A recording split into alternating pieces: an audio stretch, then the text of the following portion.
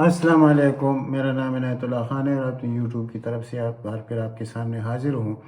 आज बात करेंगे कराची के मुतालिक जो लॉकडाउन हो रहा है या सिंध के अंदर जो लॉकडाउन हो रहा है उस पर बात करेंगे, और ये किस वजह से हो रहा है, किसको नाकाम बनाने की कोशिश की जा रही है, इस पर तफसील से बात करेंगे। या शहबाज शरीफ ने जो इंटरव्यू दिया है सलीम साहब को, उस पर बात करेंगे, और कुछ जनरल बातें हैं जो आप तक पहुँचानी ज़रूरी हैं।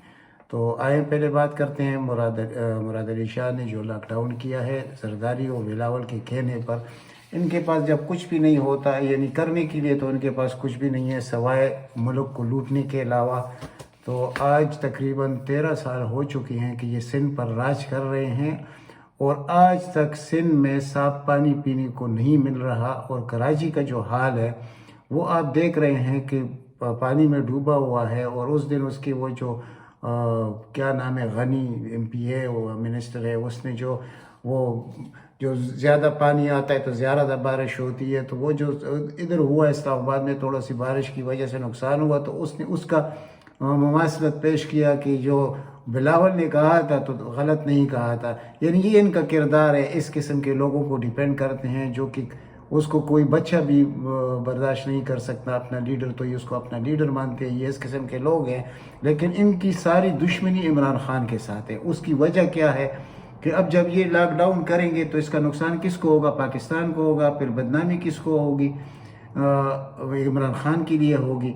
इनका मकसद ये है कि मुल्क तबाह हो, बर्बाद हो। अल्लाह की फजल से ऐसा कभी नहीं होगा, लेकिन इमरान खान को अगर हमने नीचे गिराना है, इसको सियासत से आउट करना है, तो इस मुल्क को नुकसान पहुंचाने की हर वो कोशिश हम करेंगे, जबकि हम कुछ भी नहीं कर सकते। ज़िंदगी में हमने सिर्फ लूट मार के अलावा कुछ नहीं किया, लेकिन ये एक काम तो हम कर सकते हैं, क्योंकि 18वीं तरमीम के बाद ये इख्तियारात है सूबाई हुकूमत के पास। और इसमें अब आवाम को समझना चाहिए कि इमरान खान 18वीं तरमीम के बाद मरकज़ का कोई इख्तियार नहीं है कि वो सूबे के अंदर कोई अपना जो वो चाहते हैं वो कर सके। तो ये सब कुछ इस वक्त जो हो रहा है उसका मकसद ये है कि कराची पाकिस्तान का मईशत का हब है, और कराची को अगर इस तरह बंद किया जाएगा, कराची की सनत को बंद किया जाएगा, कारखानों को बंद किया जाएगा, अवाम को तकलीफ में मुब्तला किया जाएगा, तो इससे फ़ायदा आम लोगों को तो ये पता नहीं है कि ये 18वीं तरमीम क्या चीज़ है, और इसके बाद जो इख्तियारात है वो किसके पास है।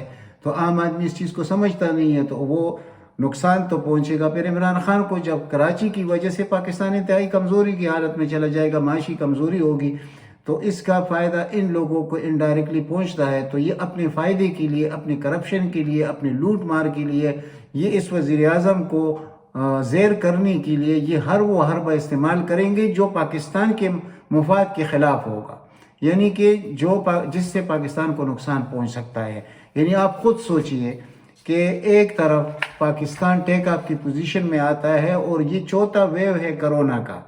लेकिन जिस तरह कोरोना से इमरान खान निपटा है, तो 3 ममालिक जो सरपरस्त है दुनिया में, जिसमें पहले हांगकांग और न्यूजीलैंड, और इसके बाद पाकिस्तान का नंबर आता है कि अच्छा जो किरदार अदा किया गया है कोरोना को शिकस्त देने में, वो इमरान खान का है। दुनिया में तीसरा पोजीशन, 200 ममालिक में से तीसरा पोजीशन। अब ये लोगों से तो ये बर्दाश्त नहीं हो रहा, ये हजम नहीं हो रहा कि ये क्या है। तो अब उल्टा इन्होंने क्या शुरू कर दिया कि आओ कोरोना की आड़ में हम लॉकडाउन करते हैं कराची को और सिंध को, तो ताकि आवाम को ये समझ आए कि हम आवाम के साथ खड़े हैं। आवाम की जान माल का हमें बहुत परवाह है, क्योंकि हमने आवाम को जितना लूटा ये भूल जाएंगे। लेकिन सिर्फ इस एक बात से कि लॉकडाउन करना और बहुत ज़रूरी है, जान बचाना बहुत ज़रूरी है, तो जान जिस तरह से अल्लाह ताला ही बचाता है। और अल्लाह ताला ने इस शख्स को वो विजन दिया इमरान खान को कि किस तरीके से उस सख्त हालात में, जबकि उस वक्त कोरोना बहुत अपने ऊंचाई की सतह पर था, तो उस वक्त पाकिस्तान दुनिया के लिए एक एग्जाम्पल बन गया, मिसाल बन गया। और आज तक वो लोग इस पे बहस करते हैं कि ये कैसे हुआ।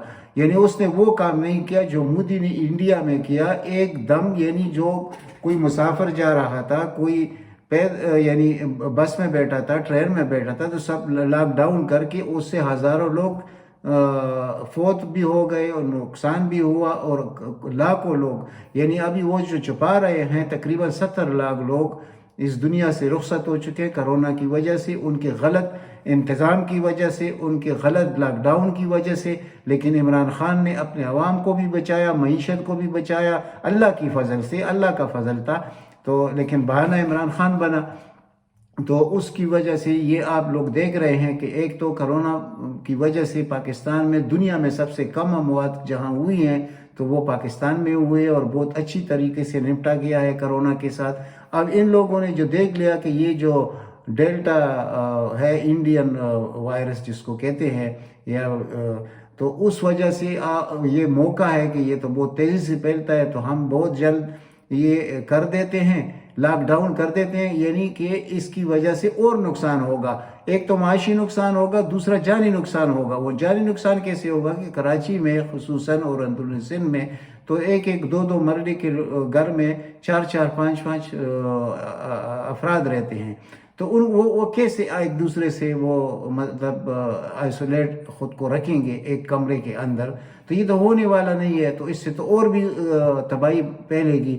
تو ایک تو آپ کا معیشت تباہ ہوگا، دوسری انسان ضائع ہوں گے۔ تو ان کا مقصد یہی ہے کہ یہ دونوں کام ہو جائے تاکہ عمران خان جو کہ ایک آفت بنا ہوا ہے اس اپوزیشن کے لیے، ان لٹیروں کے لیے، ان ڈاکوؤں کے لیے، تو اس کا نام بدنام ہوگا تو لوگ اس کو ریجیکٹ کر دیں گے، تو ہماری اس سے جان چھوٹ جائے گی۔ تو اس طرح عمران خان سے جان چھوٹنا یہ ان کی خام خیالی ہے، یہ ہو نہیں سکتا، کبھی بھی نہیں ہوگا، کیونکہ عوام میں شعور بیدار ہو چکا ہے، عوام اس چیز کو سمجھ چکے ہیں کہ عمران خان کی موجودگی میں اس وقت ملک بہت محفوظ ہاتھوں میں ہے، ایک افواج پاکستان کی وجہ سے، دوسرا عمران خان کی وجہ سے، اور یہ جو تانے دے رہا ہے یہ مریم اور یا اس کا جو ٹولہ ہے کہ ہمارے ساتھ جو کچھ کیا تو اس ملک کی دفاعی اداروں نے کیا، اسٹیبلشمنٹ نے کیا، تو یہ ایک پیج والا جو مسئلہ ہے، اس ایک پیج کو ہم پاڑنے کی کوشش کرتے ہیں تاکہ کسی طریقے سے عمران خان سے ہماری جان چھوٹ جائے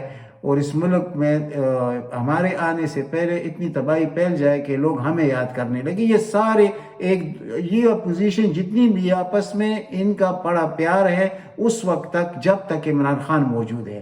جب عمران خان خدا نخواستہ ایسا نہیں ہوگا، لیکن اگر عمران خان کی حکومت نہیں رہتی تو یہ لوگ آپس میں اسی طرح ہی رہیں گے جو آج سے 50 سال پہلے، یعنی جس طرح انہوں نے مسلم لیگ نون والوں نے یعنی محترمہ بینظیر بھٹو کی کیسے تصاویر جہازوں سے پھینکی، نصرت بھٹو کی کیسے تصاویر، یہ اتنے اخلاقی لحاظ سے اتنے پست ہے کہ یہ خواتین کو بھی نہیں بخشتے، اور یہ ان کا ایک وتیرہ ہے مسلم لیگ نون کا، لیکن ان میں خود وہ نہیں ہے، وہ جو غیرت کسی میں ہوتی ہے تو جو کچھ انہوں نے ان کے ساتھ کیا ہے پیپل پارٹی کے ساتھ، لیکن آج بغض عمران میں یہ لوگ ان کو آپس میں، یعنی کہ یہاں تک ہوا کہ وہ مریم نواز گئی لاڑکانہ میں اور اس قبروں پر اس نے پھول چڑھائے، جس کی وجہ سے انہوں نے سیاست اس کے والد نے شروع کی، اور جو پیپل پارٹی کا اینٹی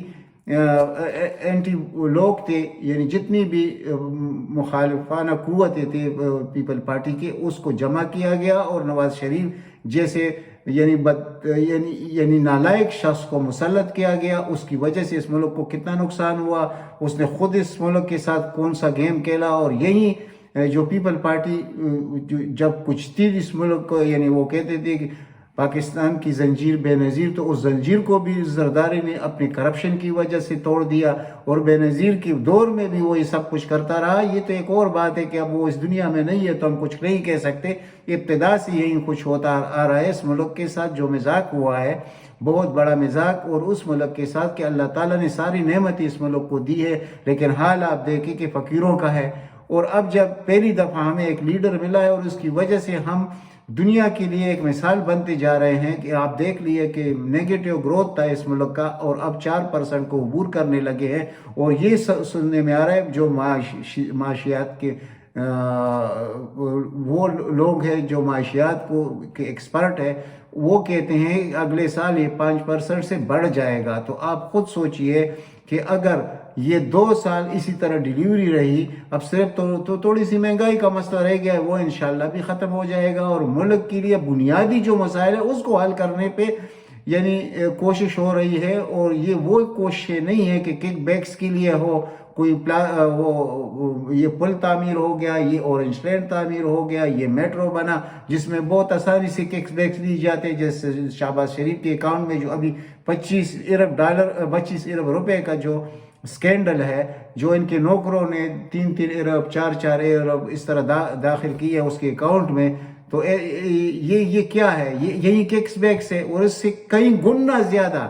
یہ تو ایک معمولی حصہ ہے $25 ارب روپے، پاکستانی $25 ارب، تو یہ تو کچھ چیز نہیں ہے ان کے لیے. لیکن پھر بھی یہ لیڈر بنے پھرتے ہیں، اور پھر بھی یہ لوگوں کو یعنی بہت جو افسوس کی بات ہے، جو لوگ ان کے پیچھے کھڑے ہیں ان کو یہ بات سمجھ نہیں آ رہی کہ یہ ان کے آنے والے نسلوں کے لیے ناسور ہے یہ جو کردار ہے یہ دو پارٹیوں کے. اور بھی پورا اپوزیشن تقریباً اس وقت ایک ہے، صرف اس لیے کہ عمران خان کو ہر جگہ کامیابی مل رہی ہے. آپ دیکھیں گلگت بلتستان سے لے کے کشمیر تک، سیالکوٹ تک، یہ سب کچھ، اور اگلے 2 سالوں میں انشاءاللہ یہ 2/3 میجارٹی کے ساتھ واپس آئے گا. اور جب اس کو قانون سازی کا اختیار مکمل مل جائے گا، پھر اس ملک کو یہ کہاں سے کہاں پہنچائے گا انشاءاللہ. تو یہ لوگ اس سے ڈرتے ہیں کہ یہ اگر اپنا ٹائم پورا کرے گا اور یہ اس کی جو مقاصد ہے وہ حل ہو جائیں گے، یعنی پاکستان ترقی کر لے گا اور لوگوں میں خوشحالی آئے گی، تو ہمارا پھر کیا اس ملک میں رہ جائے گا. تو یہ اس قسم کے حل بھی استعمال کرتے ہیں کہ ان کو اور کچھ بھی پتہ نہیں ہے.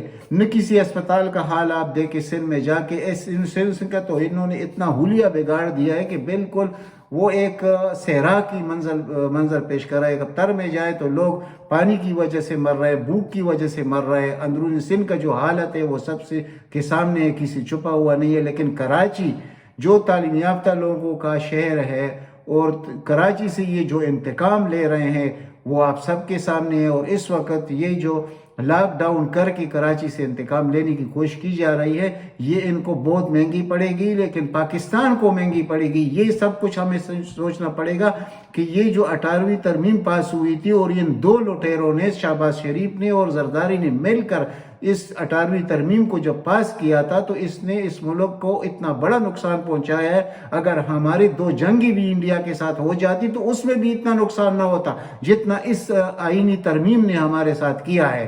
یعنی زرداری جیسی شخص کو موجودہ وزیر اعظم، یعنی اس کی حکومت کو جو سندھ میں ہے، اس کو ہٹا نہیں سکتے. حالانکہ یہ ایک آئینی کام ہے، یعنی گورنر راج لگانا. یہ آئین میں آرٹیکل ابھی نمبر میں بھول گیا ہوں، وہ موجود ہے کہ جب یہ سے حالات بنیں گے اور لوگوں کے ساتھ یہ سب کچھ ہوگا تو اس حکومت کو آپ چلتا کریں گے، اس حکومت کو آپ نہیں رکھ سکتے. لیکن وہ بھی نہیں ہو رہا کیونکہ بہت تن میجارٹی ہے. تو انشاءاللہ آپ امید رکھیے گا یہ لوگ اپنے مقاصد میں کامیاب نہیں ہوں گے، اور آنے والے دنوں میں حالات انشاءاللہ بہتری کی طرف جائیں گے. اس جو اللہ کی طرف سے یہ جو کرونا ہے، اس سے بھی ہم اچھی طریقے سے نکل جائیں گے جیسے پہلے نکلے تھے. لیکن دوسری طرف ابھی ویڈیو لمبی ہوتی جا رہی ہے، تو اس لیے میں تھوڑی سی اشارہ کر دیتا ہوں کہ یہ جو سلیم صافی کو شہباز شریف نے انٹرویو دیا ہے، اس میں اس نے جتنا جھوٹ بولا ہے اور جس طرح فیس سیونگ کی کوشش کی ہے، تو بالکل ایک بچے کو بھی نظر آ رہا ہے کہ یہ شخص دوغلا فن، دوغلا زبان، ہر قسم کی، یعنی انسان جب جھوٹ پہ آتا ہے تو اس کا ایمان کا خلل پڑ جاتا ہے. تو اس شخص کی وہ انٹرویو اگر آپ غور سے دیکھ لیں تو اس نے یہ ایک ہی خاندان میں ایک نہیں ہے، یہ 2 خاندان بن چکے، 2 دشمن بن چکے. ایک طرف مریم کا خاندان ہے، دوسری طرف شہباز شریف کا خاندان ہے. اگر یہ آپس میں نہیں ہو سکتے تو یہ ملک کا کیا خدمت کریں گے؟ اور وہ پھر یہ کہ میں نے استعفیٰ نہیں دیا، یہ جعلی بات ہے، اور پتہ نہیں عجیب قسم کی باتیں اس شخص نے کی ہے، اور سارا ملبہ ڈالنے کی کوشش کی ہے عمران خان پر. تو بلکہ اس دفعہ تو ملبہ ڈالنے کے بجائے اس نے ہاتھ بڑھانے کی کوشش کی ہے کہ میری یہ 25 ارب کا جو قصہ ہے اس کو تمام کرے، میں آپ کے ساتھ ہوں. یہ اس قسم کی لیڈر ہے. ان کا کوئی ویژن نہیں ہوتا، ان کا کوئی نظریہ نہیں ہوتا، یہ کوئی نظریاتی پارٹیاں نہیں ہیں. یہ فوجی گملوں میں آ کے لیڈر بنے ہیں. اور یہ جو غلطی کی ہے جنرل جیلانی نے اور ضیاء الحق نے، یہ ملک نے بہت بھگت لیا ہے. مزید اس کو بھگتنے کی طاقت سخت عوام میں نہیں ہے. تو اب تک یہی ہی، اور انشاءاللہ ملتے ہیں اگلی ویلاگ میں. اس چینل کو سبسکرائب کریں، اس ویڈیو کو زیادہ سے زیادہ شیئر کریں تاکہ میری باتیں عام آدمی تک پہنچ سکے۔ اللہ تعالیٰ آپ سب کو اپنے حفظ و امان میں رکھے۔ والسلام۔